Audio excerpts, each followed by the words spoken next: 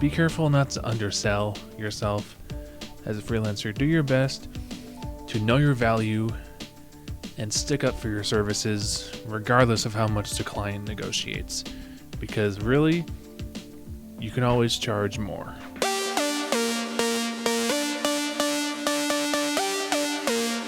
Welcome back to the Junior Mints podcast. My name is Finn Lawler.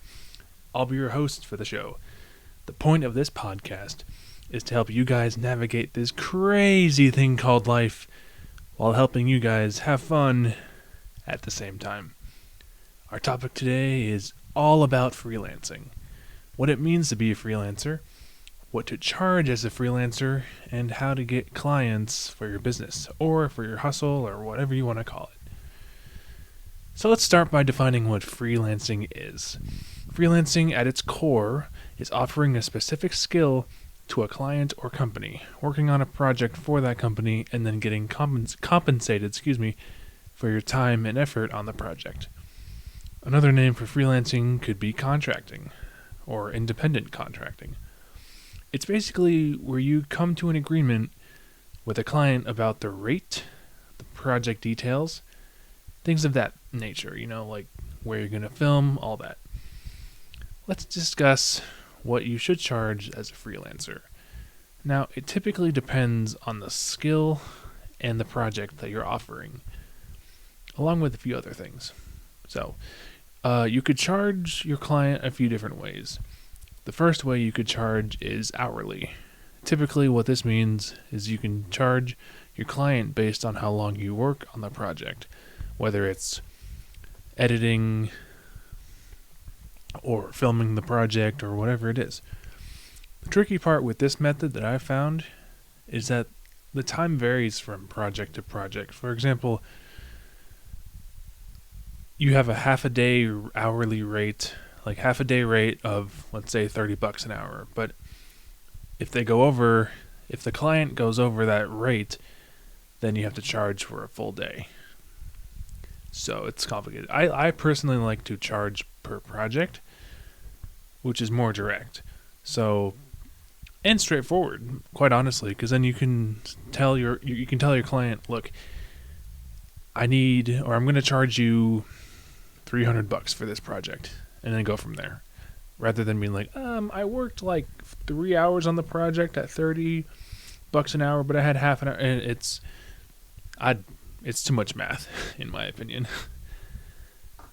Here's an example of what you could charge, per se, as a video editor.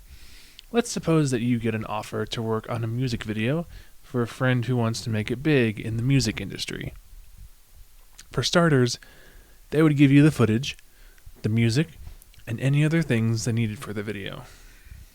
Depending on what they want in the video and how complex it could be, you could charge $300 for that video. The reason why the video would be $300 would be because of the following: getting the footage, retrieving the motion graphics or whatever, color grading and all that, and finally exporting the video along with revisions from the client. So that's just one example. There are numerous ways to do it. You just have to do it, So one more thing when it comes to charging for projects: be careful not to undersell yourself as a freelancer. Do your best to know your value and stick up for your services regardless of how much the client negotiates, because really, you can always charge more. I'm just saying. My tip also would be to practice negotiating. It really goes a long way. The next thing I would love to talk about is the most, I think, important thing when it comes to freelancing is getting clients for your freelance business. I will put it very bluntly. The best way to get clients is word of mouth.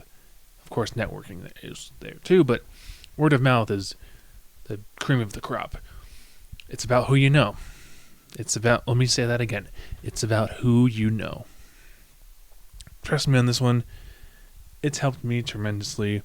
One technique that I use is when I'm talking to someone and then we get on the topic of like what I do for a living or video, then I I shift the conversation by saying, if you know someone who needs a video, specifically a wedding video or a documentary of whatever it may be, I typically follow that by saying, if you know someone, point them my way. And that's how I, in a way, promote my services for free.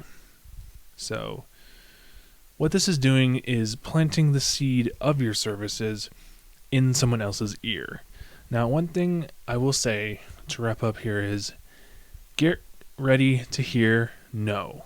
Like, get comfy with rejection. This doesn't mean that you're a bad freelancer. It just means you haven't found the right clients who want to work with you. Not yet, but you will. Just keep moving forward. Don't get discouraged. You can do it. It's not difficult. Sure, the first couple clients will be difficult to get, but once you get those seeds and you get that experience, you'll look like a professional. What am I saying? You are a professional. So just keep moving forward and don't get discouraged. You can do it. So anyway, hopefully that all made sense. I know I kind of just blabbered on about freelancing, but it's really a good skill to get into and a good business. So if you're interested in getting into freelancing, try it. It can be with video, it can be with writing, it can be with composition, music composition, there's a whole market out there for freelancers.